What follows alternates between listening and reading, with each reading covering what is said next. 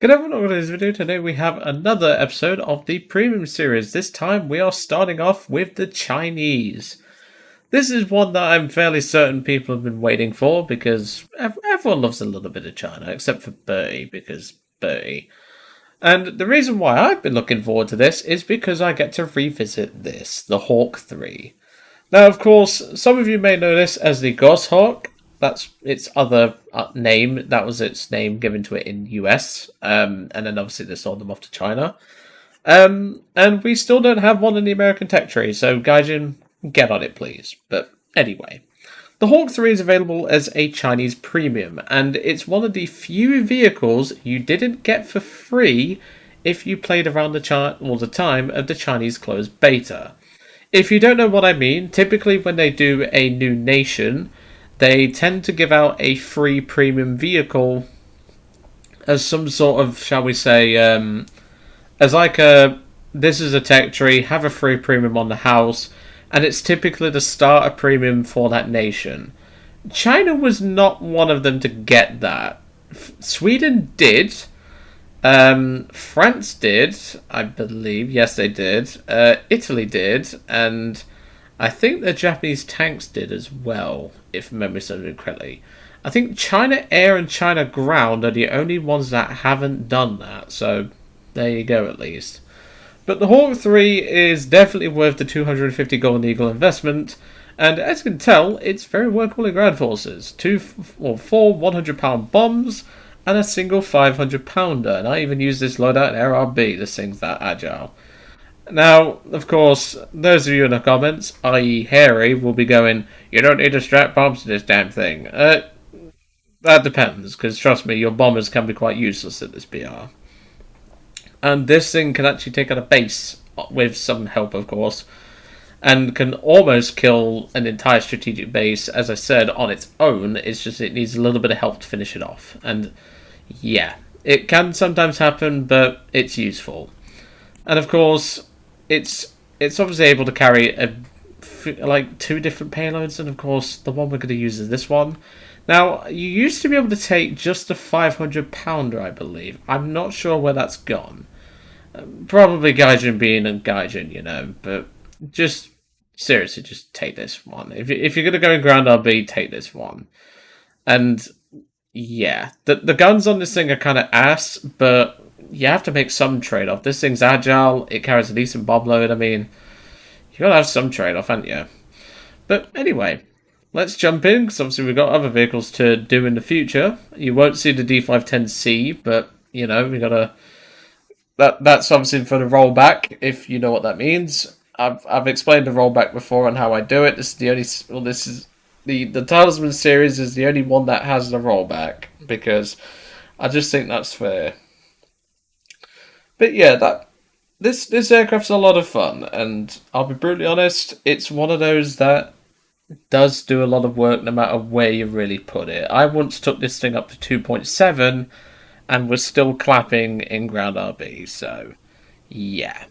Anyway, I'll see you all in just a moment. And after about 2 minutes, we got our first match on, well, I say first match. I don't know why I say first match, because typically the first match that we do is quite exciting, and I don't need for a second match. But you know, that's just it's one thing I've always said. Like, if it's just easier that way, so that way I can't say, "Oh, I didn't say first match. Welcome to the second match." Blah blah blah. It's just how I do things. I like to be organised in that regard. All right, let's roll. So of course, as I said, I'm going to be bringing bombs. Why the hell not? And this thing does have one little funny quirk, which I don't know if they've actually patched it, but we're about to see once we get off the runway. And someone's shooting. Wonderful. Okay. Oh. Oh, fucking hell, okay. Well, there goes one of our pea shooters, I guess. Alright, it's time for the quirk. Landing gear up. Yes, it takes that long. I think it takes around 40 seconds for this landing gear to come up. That's when it was first coming out anyway. Like when this thing first came out, it was around 40 seconds. But yeah, this landing gear takes forever to come in. But I mean, it's a funny little quirk, and I just had to point it out.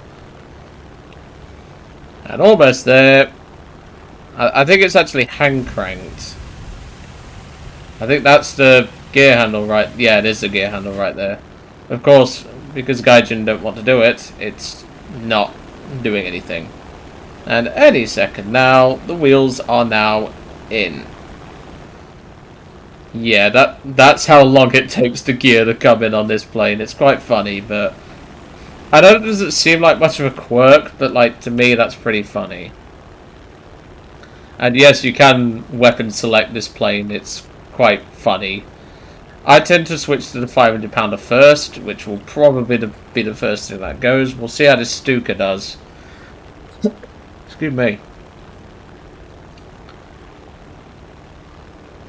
I've been looking forward to revisiting this plane at least, so that's something I've been waiting for. Let's see what happens with that Stuka.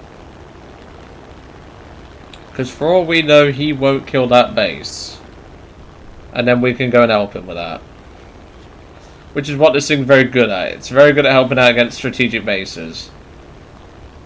Which is rare for a fighter to really have that ability. Like, I say rare, like, it's not common. Some fighters do, like, some fighters pack big bombs and stuff like that. Some don't. And I think he completely missed the target. I don't know what happened with him, but I guess we're just going to have to help him out. Although, to be fair, hey, you don't need to apologise, pal. It's all fine and dandy. Heck, when I first started, I used to plant it into the fucking base just to guarantee the bombs would hit. No need to be apologising, I promise you that. So, let's see what that dough does, because that's an E1. It could probably take out one base, maybe half of another. Right, this isn't looking good. Oh, careful, buddy. You don't want to plant it. See, that's one thing I like to do. I like to just be supportive of teammates that are low level, really. End of the day, we've all got to start somewhere, haven't we? Like, heck, it's something we all have to do eventually. And we got an I-16 coming in. Braking left.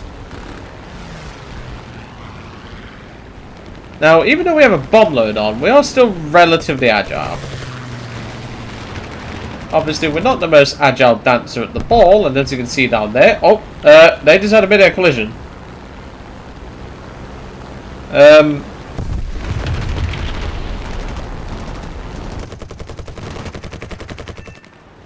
We got it. This is the only problem. Once you get the low speed, she's not very friendly to you. Yeah, she's not very friendly at low speed, but like every other speed, without a bomb load or with a bomb load on, she's pretty okay. Get out of here. Naughty Kaiten. You do not do this, yeah? Okay, let's switch to the 500 pounder. Get that out, because that's quite heavy, and I'd rather not carry that if I don't have to. There goes the light tank. I think this Kingfisher might be able to take out this base. I was going to help them, but I think they've got it under control. Go on, mate. You need it more than I do. Let's see if he does it. Don't go too fast. Kingfisher does rip. And yep, I see the bombs. He's got it. Good work. Good work, little pal. Alright, we need to get the rest of these bombs off, but we've also got to worry about the enemy fighters. Now, this thing's agile enough to beat something like a Fury, but when it comes to the I-15s, you have to really be struggling to, like, you have to force them into a low speed, and it's not guaranteed. Like, I've fought a few I-15s in this thing, and it's not easy. Bombs away. There we go. Who are you rattling off at? Oh, it's to Dornier. Oh, they shared a hug. Okay, that's completely fine. I am not going after a freaking Sunderland in this thing. This thing has barely any guns to wipe its own arse, let alone go after a bloody Sunderland. I'm not going anywhere near a Sunderland. Also, remember I mentioned about the landing gear? Don't bother deploying it. When you're landing, you can literally touch this thing down at low speed and it'll be fine. So, don't worry about that. Beautiful. That's how we do things around here. So, there's a Fury off to the left, plus an I-16. We've got 900 rounds of 30 cal, so I'm not too worried about running out of ammo against these guys. 30 cals may suck, but they're not that bad. Ow. What the fuck just hit me? Was that the soldiers down there shooting at my plane, you little shits? How dare you? Scratching my paintwork. Alright, so we're going to have to deal with this I-16 now, which this thing can deal with an I-16 perfectly fine. Like, hey, it can do it with bombload on, as you saw earlier. And plus, he looks to have a bit of engine damage, which should play into our favour. So I'm going to keep the weapon and cut inside of him. Okay, he's going to try and do something. I don't know what he's doing. Keeping an eye out for the Fury. Fury's broken off to give this guy a little less help, which is good for me, not so much for the I-16, because the I-16 can't beat this thing in a dogfight. See you later, buddy. You put up a good fight. Okay, so there are still some light targets we can deal with, but then we have the bots.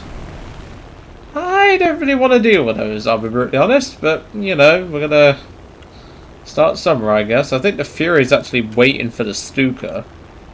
Smart play, like try and stop us from getting our tickets up, but yeah, that's not exactly what I would do. So there is a guy on the enemy team with a D31 HS9.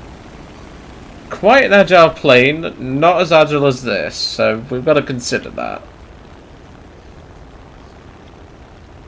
What's that Fury doing? Is he going to strafe the base? I think he is. That is a fine example of what a lot of players unfortunately do. Oh, is he going to kamikaze it? Yeah, he just kamikazed it. Okay, I mean, sure. In fact, no, we're going to RTB. Oh, no. I need to deal with him. He's priority at the minute. I'm going to swing this thing back round and head back towards him. I feel sorry for players like that Fury, because, like, the problem is that one thing doesn't really tell you what you should do against strategic bases. They just put them there. Like, you'd think maybe like a large caliber cannon would maybe like destroy a building or something, or well, at least damage a building. Maybe get you some, well, not tonnage points, but like damage points. You'd think that, but no, it doesn't work like that. And not only that, the game doesn't even tell you, oh, these are strategic bases. You can only destroy these with bombs, rockets. Well, there was one stage where you could actually do it with torpedoes, but that's not the point. And I really do think, like, at least, like, I will gladly volunteer myself to do it. I don't know when I'll actually do it, but I'm probably going to do, like, an in-depth guide to, like, playing the game itself. I don't know what the fuck's happening with my plane's textures right now. I think it's a graphics bug. But, yeah. I think that's probably next on my to-do list, is like a do's and don'ts of air, just like air AB, air RB, things like that. Like a do's and don'ts, like just general tips and tricks and things like that. What the hell is this TB3 bot doing? Well, you know what? I'm going to aim right for where the settee is, because that's what they're sat on, the pilots are. There we go.